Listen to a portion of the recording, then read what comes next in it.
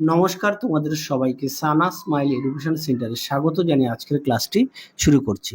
আজকে তোমাদের সঙ্গে আলোচনা করব তোমরা যারা নবম শ্রেণীর তৃতীয় পর্যায়ক্রমিক মূল্যায়ন পরীক্ষা দেবে তোমাদের জন্য রায় ও মার্টিন প্রশ্ন বিচিত্র থেকে আজকে সমাধান করব নবম শ্রেণীর জীবনবিজ্ঞান বিষয় মডেল নাম্বার 14 অর্থাৎ 14 নম্বর স্কুলের যে সমস্ত ছোট ও বড় প্রশ্নগুলি আছে তার সমস্ত প্রশ্নের উত্তরের সমাধান করে দেখাবো। চলো দেরি না করে মূল বিষয়ে যাওয়া যাক। দেখো প্রথম প্রশ্ন কি আছে বিভাগ কয়ে। একে আছে কোন কলার মাধ্যমে জল ও জলে দ্রবীভূত খনিজ লবণ ঊর্ধ্বমুখে বাহিত হয়? উত্তরটা লিখবে জাইলেম, অপশন সি। পরবর্তী প্রশ্ন দেখো দুই দাগের প্রশ্নের উত্তরটা হবে অপশন সি হুইটেকার। 3 দাগের উত্তরটা হবে ব্রায়োফাইটা, অপশন এ। 4 দাগের প্রশ্নের উত্তরটা হবে ফুসফুসের ক্যান্সার, অপশন সি। 5 দাগের উত্তরটা হবে অপশন সি। 6 দাগের উত্তরটা হবে অপশন সি। 7 দাগের উত্তরটা হবে অপশন ডি প্লিহা। 8 দাগের উত্তরটা হবে অপশন এ। 9 দাগের উত্তরটি হবে অপশন ডি। 10 দাগের উত্তরটি হবে অপশন এ পরাগরেণু। 11 দাগের উত্তরটি হবে অপশন 11 দাগের প্রশ্নের উত্তরটা হবে অপশন এ। পরবর্তী দেখো সব অ্যান্টিবডি গ্লোবুলিন, অপশন বি। 13 দাগের উত্তরটি হবে অপশন ডি। 14 দাগের উত্তরটি হবে অপশন সি। 15 দাগের উত্তরটি হবে অপশন বি বায়ু শক্তি। পরবর্তী দেখো বিভাগ ক্ষয় কি আছে।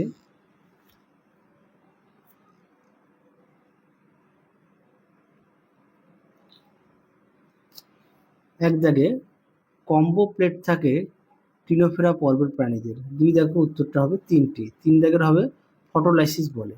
4 দেখো উত্তরটা হবে এডওয়ার্ড জেনার। 5 দাগের প্রশ্নের উত্তরটা হবে অভিপ্রায়ণ বলে। 6 দাগের উত্তরটা হবে রোডোস্পিরিলাম রোডোস্পিরিলাম।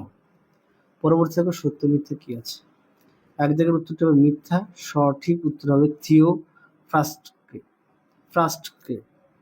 2 দেখো উদ্ভিদ কোষে ক্লোরোপ্লাস্ট থাকে না, উত্তরটা হবে মিথ্যা, উত্তরটা হবে থাকে। 3 দাগের উত্তরটা মিথ্যা, 4 দাগেরটা সত্য, 5 দাগেরটা সত্য, 6 দাগেরটা মিথ্যা। পরবর্তী দেখো এ স্তম্ভের সঙ্গে বি স্তম্ভ মেলাও কি আছে। 1 এর উত্তরটা হবে ই, 2 এর উত্তরটা হবে এফ, 3 এর উত্তরটা হবে ডি, 4 এর উত্তরটা হবে এ, 5 এর উত্তরটা হবে সি, 6 এর উত্তরটা হবে বি। পরবর্তী দেখো কি আছে।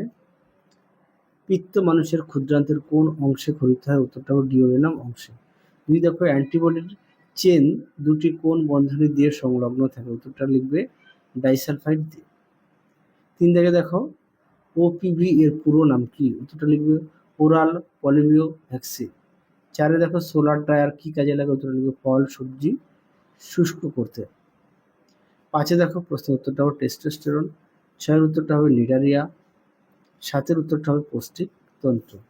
আর 8 দাগে কি আছে। বৃক্ষের অবতল অংশের খাসটিকে কি বলে? উত্তরটা লিখবে হাইলাস বা হাইলাম। পরবর্তী দেখো বিভাগ গয়ে কি আছে। একবীজপত্রী ও দ্বিবীজপত্রী উদ্ভিদের পার্থক্য। উত্তরটি দেখো। দেখো প্রশ্নের উত্তর, তোমরা অবশ্যই বিষয়গুলো উল্লেখ করবে।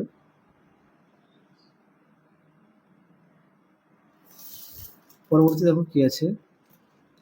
2 সরীসৃপ শ্রেণীর প্রাণীদের 2টি উল্লেখযোগ্য বৈশিষ্ট্য লেখো। দেখো উত্তর।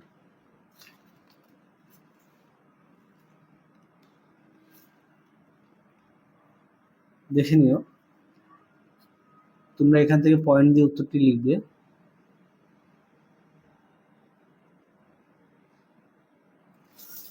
পরবর্তী দেখো কি আছে। ভাজক কলার কাজ।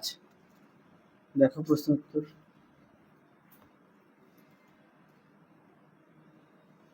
ভাজক কলার কাজ মোট 4টি দেওয়া আছে, তোমরা অবশ্যই পড়ে নিয়ে লিখবে। পরবর্তী দেখো কি আছে। স্থায়ী কলার 2টি গঠনগত বৈশিষ্ট্য। দেখো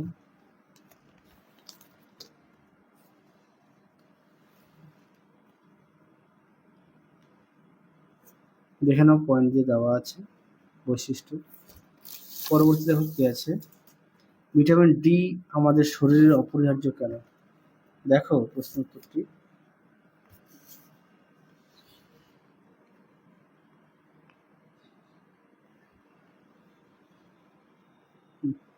দেখো উত্তরটি। এটি ক্যালসিয়াম ও ফসফরাসের শোষণ ও বিপাকে সাহায্য করে, যা হাড় ও দাঁতের স্বাস্থ্যের জন্য অত্যন্ত গুরুত্বপূর্ণ। 2, এটি রোগ প্রতিরোধ ক্ষমতা বৃদ্ধিতে এবং বিভিন্ন রোগের ঝুঁকি কমাতে সাহায্য করে। তাহলে আশা করি দেখে নিয়েছো। পরবর্তী দেখো কি আছে, সালোকসংশ্লেষে জলের ভূমিকা কি? দেখো উত্তরটি।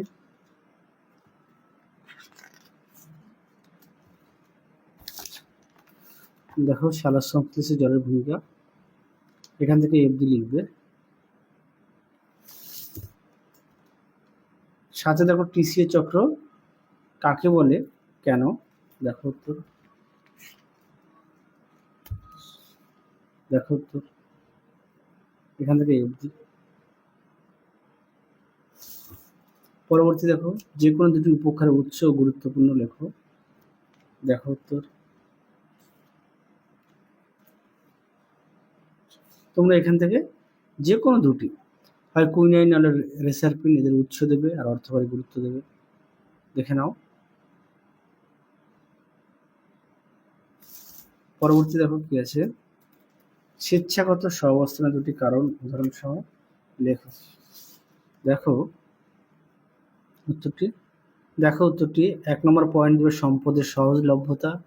উত্তরটি দেখো, যখন কোনো নির্দিষ্ট স্থানে পর্যাপ্ত পরিমাণে খাদ্য, জল বা আশ্রয়ের মতো সম্পদ সহজলভ্য থাকে, তখন বিভিন্ন প্রজাতি স্বেচ্ছায় সেখানে সহাবস্থান করতে পারে। উদাহরণ, একটি জলাশয়ের আশেপাশে বিভিন্ন প্রজাতির পাখি, প্রাণী একত্রে বসবাস করে, কারণ সেখানে জল ও খাদ্যের প্রাচুর্য থাকে। 2, পারস্পরিক সুবিধা, বিভিন্ন প্রজাতি একে অপরের থেকে উপকৃত হওয়ার জন্য স্বেচ্ছায় সহাবস্থান করে। আশা করি উত্তরটি দেখে নিয়েছো।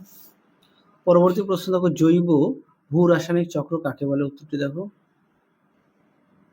এখান থেকে এফডি লিখবে। পরবর্তী প্রশ্ন দেখো, মানব দেহে রোগ সৃষ্টিকারী দুটি প্যাথোজেনের বিজ্ঞানসম্মত নাম। দেখো উত্তরটি।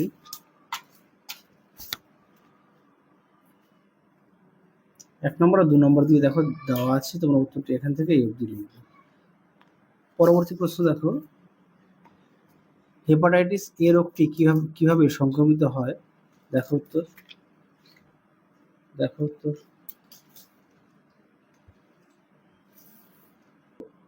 প্রশ্নটি দেখো, হেপাটাইটিস এ সংক্রমণ পদ্ধতি দেখে নাও, এখান থেকে এফডি লিখবে। পরবর্তী প্রশ্ন দেখো 13 দাগ, অ্যান্টিবডির গঠনের উপস্থিতি বিভিন্ন অঞ্চলে বর্ণনা দাও। দেখো প্রশ্ন উত্তরটি। তোমরা উত্তরটি ঠিক এখান থেকে এ অবধি লিখবে, আমি আর মুখে বললাম না, তোমরা একটু দেখে নাও। পরবর্তী দেখো 14 দাগের, বাস্তুতন্ত্রের অজীবীয় শর্ত হিসেবে আলোর ভূমিকা কি? দেখো উত্তরটি। এটা উত্তর এখান থেকে এফডি লিখবে, আমি মুখে বললাম না, তোমরা একটু দেখে নাও। পরবর্তী দেখো, আমাদের শরীরে আরএইচ ফ্যাক্টরের গুরুত্ব কি? দেখো উত্তর। দেখো উত্তরটি, আরএইচ ফ্যাক্টরের গুরুত্ব।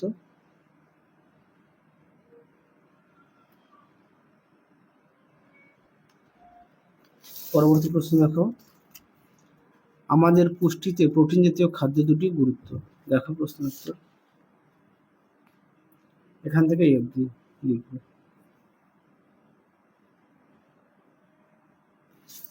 পরবর্তী দেখো, অ্যানালিডা পর্বের প্রাণীদের দুটি শনাক্তকরণ বৈশিষ্ট্য। দেখো উত্তর। দেখো উত্তর,